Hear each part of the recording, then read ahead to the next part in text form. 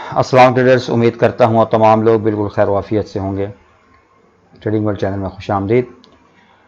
Traders, अगर आप इस चैनल पर न्यू हैं तो आपसे मेरी रिक्वेस्ट होगी कि चैनल को सब्सक्राइब कर लें और उसके साथ साथ बेल का आइकन उसको भी प्रेस करें ताकि आपको फॉरेक्स से रिलेटेड जो भी न्यूज़ है या अपडेट है वो आपको वक्त पर मिल सके। इसके साथ साथ ट्रेडर्स, अगर आप बिगिनर्स हैं और फॉरेक्स सीखना चाहते हैं बेसिक लेवल से लेकर एडवांस लेवल तक, तो आप मेरे व्हाट्सएप नंबर पे मुझसे रब्ता करके जो कोर्स के हवाले से जितनी भी डिटेल है आप पूछ सकते हैं। मैं हमेशा से आपको यही कहता हूं कि पहले आप ट्रेडिंग को सीखें, सीखने के बाद आप इसको डेमो अकाउंट पे प्रैक्टिस करें। जब आपको ये लगे कि आप एक प्रॉफिटेबल ट्रेडर बन गए हैं और आपके अंदर एक कंसिस्टेंसी है, आप रेगुलर बेसिस के ऊपर प्रॉफिट ले रहे हैं, सीखने के बाद डेमो पे प्रैक्टिस करने के बाद, तो फिर आप उसको रियल में ट्रेड करें। कभी भी डायरेक्ट जो है ट्रेडिंग के अंदर, फॉरेक्स के अंदर आप इन्वेस्टमेंट ना करें। तो ये जो कोर्स है इसमें बेसिक कोर्स शामिल है और एडवांस कोर्स भी शामिल है। तो याद रखिएगा, जो कोर्स है ये डायरेक्ट आप एडवांस कोर्स नहीं सीख सकते। बेशक आप बिगिनर हैं, लेकिन आपको मैं यही सजेस्ट करूँगा कि आप पहले बेसिक कोर्स सीखें और उसके बाद आप एडवांस की तरफ आएँ। नेक्स्ट बात कर लेंगे। और हाँ, इस कोर्स को करने के बाद ट्रेडर्स यकीनन आपको कहीं और दोबारा किसी और से सीखने की ज़रूरत नहीं पड़ेगी और आप एक प्रॉफिटेबल ट्रेडर काफ़ी हद तक बन सकते हैं। लेकिन अगर आप तमाम चीज़ों को फॉलो करेंगे इस कोर्स के दौरान करते हुए। नेक्स्ट बात कर लेंगे सिग्नल सर्विसेज की। ट्रेडर्स, अगर आप हमारी जो सिग्नल सर्विसेज है वो ज्वाइन करना चाहते हैं, इसमें आपको डेली बेसिस के ऊपर गोल्ड के सिग्नल मिलेंगे, ठीक है, और बाकी जो मेजर करेंसी पेयर्स हैं इनके सिग्नल आपको प्रोवाइड होंगे। ठीक हो गया। और इसके साथ साथ नेस्डेक और यूएस ऑयल ये भी इनमें शामिल हैं।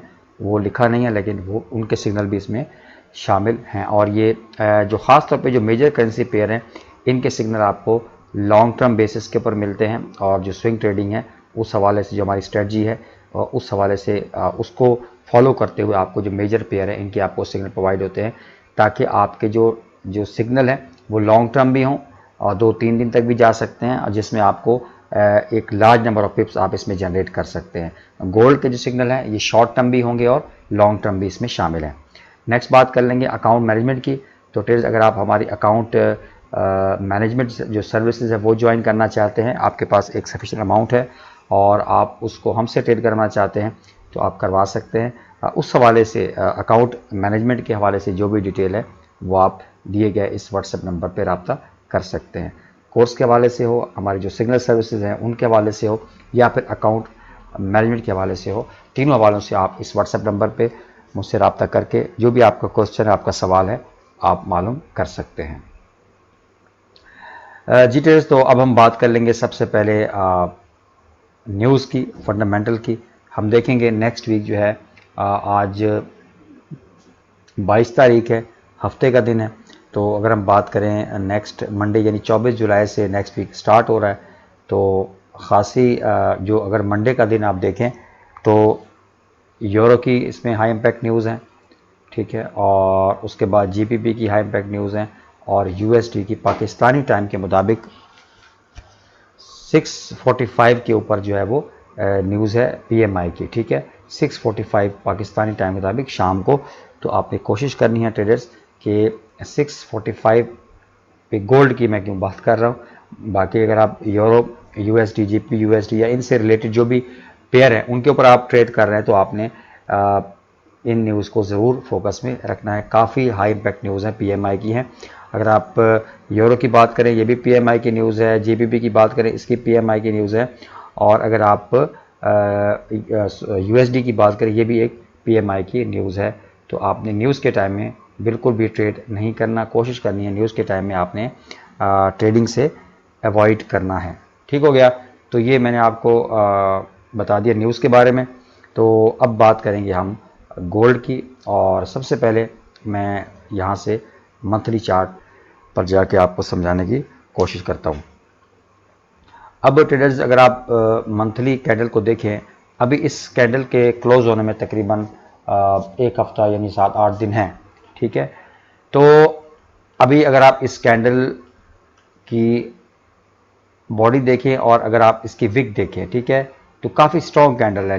लास्ट मंथ जो था, जो जून का महीना था, ठीक है, उसमें भी अगर आप देखें तकरीबन सेम शक्ल की कैंडल बनी है, ठीक है, सेम शक्ल की कैंडल बन रही है। लेकिन इस कैंडल की अभी क्लोजिंग नहीं हुई और ये मैं एक्सपेक्ट कर रहा हूँ कि इसकी जो क्लोजिंग है, मैं जो एक्सपेक्ट कर रहा हूँ ट्रेडर्स, इसकी जो क्लोजिंग है वो जो लास्ट मंथ की जो कैंडल है इससे ऊपर होनी है। और अगर इसकी क्लोजिंग लास्ट मंथ की क्लोजिंग से ऊपर हो गई तो ट्रेडर्स ये फिर गोल्ड काफ़ी ऊपर जा सकता है, बाय में जा सकता है, ठीक है। तो मंथली की कैंडल समझाने का मकसद ये था कि अगर आप इसकी शेप देखें तो इसकी शेप बिल्कुल सिमिलर है और अभी इस मंथ के क्लोज होने में 7-8 दिन हैं। इट मीन्स कि यहाँ पर ये दोबारा, क्योंकि ये रिट्रेस किया है इसने दोबारा, और यहाँ से दोबारा पुल बैक लेके ऊपर जा सकता है, ठीक है। और अगर इसकी क्लोजिंग, मंथली क्लोजिंग, जो कि नेक्स्ट वीक हम डिस्कस करेंगे डिटेल के साथ, अगर इसकी मंथली क्लोजिंग लास्ट मंथ की जो क्लोजिंग है इससे ऊपर हो गई तो मज़ीद हम गोल्ड को लॉन्ग टर्म देख सकते हैं। और एक और चीज़ आपने नोट करनी है कि जो इस मंथ का जो लो है, जो लास्ट मंथ का जो लो था, ठीक है, उससे ऊपर है। यानी ये जो लो है, यानी एक हायर लो बनाया है इसने, जो कि एक और इस बात का प्रूफ है। यानी ये हमें यहाँ से ये समझना चाहिए कि अगर इस मंथ की क्लोजिंग लास्ट मंथ की क्लोजिंग से ऊपर होती है तो इट मीन्स कि एक हायर लो है, और ये किस चीज़ की निशानी है कि यहाँ से मज़ीद जो नेक्स्ट मंथ है वो उसकी जो डायरेक्शन है वो ऊपर जा सकती है। यानी गोल्ड बाय में जाने के चांसेस ज़्यादा हैं एज़ कम्पेयर टू कि गोल्ड सेल हो। सही हो गया। और अब हम बात करेंगे वीकली की। तो ट्रेडर्स अगर हम वीकली कैंडल की बात करें, और इस वीक मार्केट जो है वो गोल्ड जो है काफ़ी हाई गया है, और इसने जो हाई लगाया है इस वीक वो 1987 का लगाया है, ठीक है। लेकिन बाद में बहुत ज़्यादा रिट्रेसमेंट हुई है। अगर हम लास्ट वीक की बात करें, लास्ट वीक ऊपर गया है गोल्ड, लेकिन उसकी जो रिट्रेसमेंट थी वो इतनी ज़्यादा नहीं थी, ठीक है। लेकिन अगर आप इस वीक की बात करें और मार्केट काफ़ी ऊपर गई, 1987 तक गई, लेकिन अगर आप इसकी रिट्रेसमेंट की बात करें तो काफ़ी ज़्यादा रिट्रेसमेंट हुई है इसमें। यानी आप इसको पुल बैक है, ये भी एक पुल बैक है और ये भी एक पुल बैक है, लेकिन ये जो पुल बैक है लास्ट वीक के पुल बैक से ज़्यादा है। यानी इसको आप डीप रिट्रेसमेंट भी कह सकते हैं, ठीक है। और डीप रिट्रेसमेंट के बाद जब मार्केट ऊपर उठती है तो ट्रेडर्स शूट करती है, ठीक है, काफ़ी ऊपर जाने के चांसेस हैं। एक ये चीज़ जहन में रखिए। इसका हरगिज़ ये मतलब नहीं है कि यहाँ से मार्केट नीचे जा सकती है, बिल्कुल भी नहीं। अगर डीप रिट्रेसमेंट हुई है तो उसके बाद हम ये एक्सपेक्ट कर सकते हैं कि गोल्ड मज़ीद ऊपर जा सकता है, ठीक हो गया। तो मैं इसको ट्रेडर्स बाय में जो मेरा एनालिसिस है कि गोल्ड मज़ीद बाय में जा सकता है, ठीक हो गया। अब हम बात करेंगे डेली की कैंडल की। तो ट्रेडर्स अगर हम डेली की कैंडल की बात करें, तो अगर हम बात करें ट्रेडर्स डेली की कैंडल की, तो अगर हम इसके एक सपोर्ट की बात करें, ये एक सपोर्ट है, ठीक है, ये 1960 की एक मेजर सपोर्ट है। और डेली की जो कैंडल बनी है फ्राइडे की, मेन चीज़ आपने समझनी है, जो डेली की कैंडल है फ्राइडे की, इसकी जो क्लोजिंग हुई है वो 1960, जो कि एक मेन लेवल है, ठीक है, एक साइकोलॉजिकल लेवल है, इससे ऊपर क्लोजिंग दी है और लास्ट एक सपोर्ट भी है स्ट्रॉन्ग। इसका मतलब ये हुआ अगर इसकी क्लोजिंग ऊपर हुई है तो हम ये 4 आवर में मजीद देखेंगे कि हम किस तरीके से अपने ट्रेड को प्लान करना है। तो ये यहाँ से ऊपर जाने के चांसेस ज़्यादा हैं। यानी इसकी जो क्लोजिंग है गोल्ड की वो 1960 से मार्केट आई है नीचे।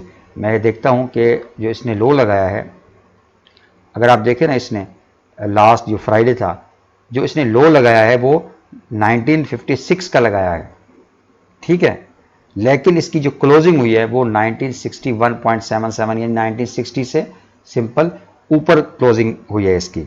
और अगर आप नोट करें तो यहां पर ये इसका यहां पर एक सपोर्ट भी है और काफ़ी स्ट्रॉन्ग सपोर्ट है ये 1960 की। आप देखिए ट्रेडर्स, तो ये काफ़ी स्ट्रॉन्ग सपोर्ट है, ये पहले रेजिस्टेंस थी और अब ये सपोर्ट का काम कर रही है और इसकी जो क्लोजिंग है वो 1960 से ऊपर हुई है, ठीक है, लेकिन ये एक बेरिश कैंडल है। एक चीज़ ध्यान में रखें, क्लोजिंग हुई है इसकी लेकिन ये एक बेरिश कैंडल है। इट मीन्स कि हम यहां से थोड़ा सा रिट्रेसमेंट पुल बैक देख सकते हैं और उसके बाद दोबारा मार्केट ऊपर जा सकती है। जैसा कि मैंने आपको मंथली और वीकली का समझाया डिटेल में कि किस तरीके से, किस एनालिसिस की बेस के ऊपर हम ये कह सकते हैं कि गोल्ड मजीद ऊपर जा सकता है। अब जो हमारा टाइम फ्रेम है, ठीक है, जिसमें हमने ट्रेड को एग्जीक्यूट करना होता है, ट्रेडर्स कोशिश करिए कि अपनी जो प्रायोरिटी है गोल्ड की ट्रेड लेने की वो 4 आवर पे ही रखिए, सही है। इस पे जो आपकी एक्यूरेसी है वो बहुत ज़्यादा होगी, ठीक है। अब आपके सामने ये 4 आवर का चार्ट है और इस पे मैं आपको जो ट्रेड प्लान है वो मैं आपके साथ डिस्कस करूंगा कि किस तरीके से आपने किस किस लेवल के ऊपर ट्रेड को एग्जीक्यूट करना है। अब ट्रेडर्स अगर आप यहाँ पर देखें तो ये हमारे पास एक बहुत ही स्ट्रॉन्ग एक एरिया है, ठीक है, ये सारा एक जोन है 1960 से लेकर 1963 का। मैं ये पॉइंट की बात नहीं पढ़ रहा, अब बस आपने सिंपल समझना है, ठीक है, कि 1960 से लेकर 1963 ये एक एरिया है, ठीक है, ये पॉइंट ऑफ इंटरेस्ट भी आप इसको कह सकते हैं। तो यहां से मैं क्या करता हूं, इसको मैं कलर कर देता हूं, ये एक आपके सामने एरिया है। आप बिल्कुल इसी तरीके से अपने चार्ट के ऊपर इनको ड्रॉ कर लें ताकि आप भी इस तरीके से ट्रेड को प्लान कर सकें और अच्छा प्रॉफिट आप जनरेट कर सकें। अब ट्रेडर्स ये हमारे पास ये हमारा एरिया ऑफ कंसर्न है, क्या है, ये वाला, क्योंकि हम डेली बेसिस के ऊपर एनालाइज करते हैं तो हमारा ये एरिया ऑफ कंसर्न है, ये सारा एरिया ऑफ कंसर्न है हमारा, ठीक है। हमारा ये पीछे से यहाँ से ये जो कोई ताल्लुक नहीं है, ठीक है। अब आपने ज़रा समझना है, अब आपने ट्रेड कैसे प्लान करनी है। अब यहाँ से मैं एक टूल यूज़ करूँगा जो कि मेरा फेवरेट है, फेब टूल। यहाँ से मैं इसका जो लो है ये लूँगा और एक मिनट, सॉरी, ये मैंने इसका हाई ले लिया, ठीक है। इस चीज़ को आपने समझना है, ये इसके लो से, ठीक है, और ये इसका हाई हो गया।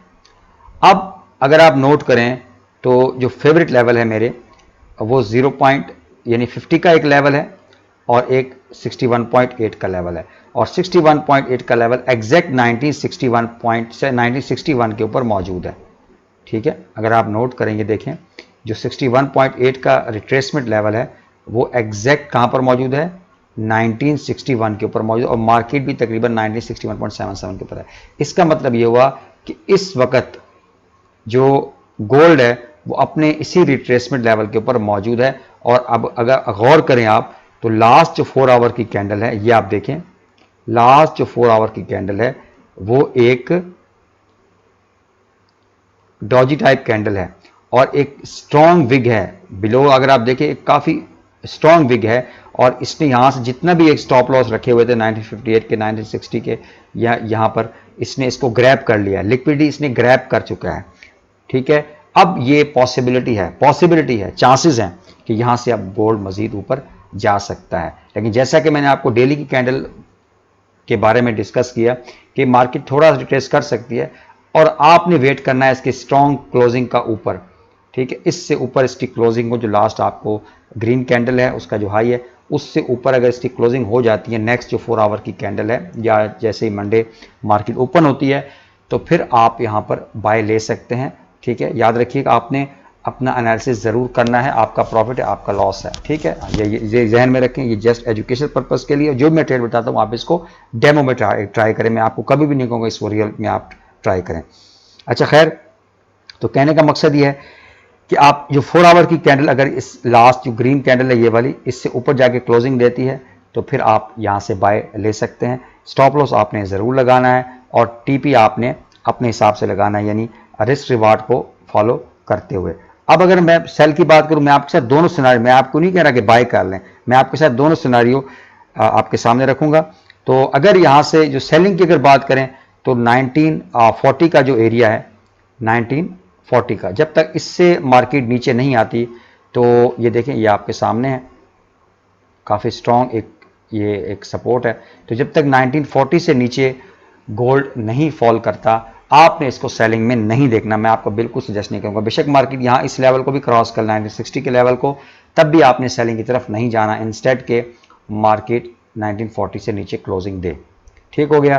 तो आपने किस तरीके से ट्रेड प्लान करना है डिटेल में मैंने काफ़ी बता चुका हूँ कि आपने एक तो ये 61.8 का रिट्रेसमेंट लेवल भी है और यहाँ से हम ये जो कैंडलस्टिक पैटर्न है उसके मुताबिक जो प्राइस एक्शन है हमें यहाँ से ये लग रहा है कि मार्केट ऊपर जा सकती है, लेकिन कंफर्मेशन के लिए आपको यहाँ पर स्ट्रॉन्ग 4 आवर की कैंडल का क्लोजिंग का वेट करना है और उसके बाद फिर आप बाय ले सकते हैं।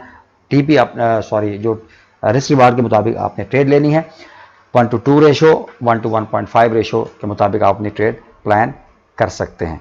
ठीक है, और अपना टीपी रख सकते हैं। तो ये था एनालिसिस मंडे के लिए। दुआ में ज़रूर याद रखिएगा। मिलते हैं इंशाल्लाह नेक्स्ट वीडियो में, तब तक के लिए अल्लाह हाफिज़।